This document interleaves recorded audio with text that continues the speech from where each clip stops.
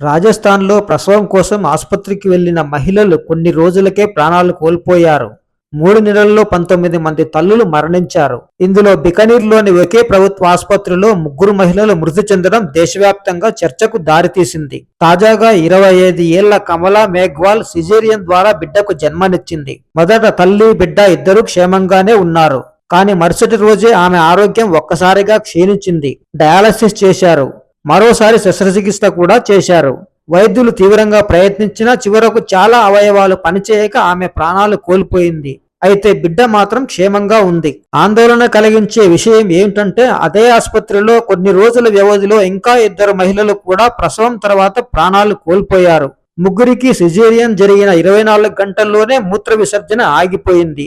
ఆ తర్వాత కిడ్నీ సమస్యలు, శరీర అవయవాలు పనిచేయకపోవడం, చివరకు మరణం. ఈ ఘటనలు వైద్య వర్గాన్ని కలవరపెడుతున్నాయి. ఇప్పుడు ఈ సమస్య ఒకే ఆసుపత్రికి పరిమితం కాలేదు. గత 3 నెలల్లో రాజస్థాన్ వ్యాప్తంగా 19 మంది మహిళలు మరణించారు. కోటాలో 5, బికనీర్లో 3, జోధ్పూర్లో 2, మిగతా మరణాలు భిల్వారా, బన్స్వారా జిల్లాలో నమోదయ్యాయి. దీంతో రాష్ట్ర ప్రభుత్వం కూడా అప్రమత్తమైంది. వరుస మరణాల నేపథ్యంలో రాజస్థాన్ ప్రభుత్వం కీలక నిర్ణయం తీసుకుంది. జూలై 15 నుంచి 5 రోజుల పాటు రాష్ట్ర వ్యాప్తంగా గర్భిణీలందరికీ ప్రత్యేక ఆరోగ్య పరీక్షలు నిర్వహించనుంది. రక్తపోటు, షుగర్, రక్తహీనతకు సంబంధించి పరీక్షలు చేయనున్నారు.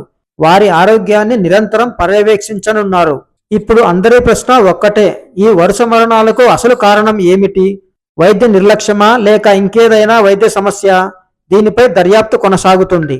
అయితే ఒక్క విషయం మాత్రం స్పష్టం, ఒక తల్లి ప్రాణం ఒక కుటుంబానికి ప్రపంచం లాంటిది. ఇలాంటి విషాదాలు మళ్లీ జరగకుండా చూడాల్సిన బాధ్యత ప్రభుత్వానిదే.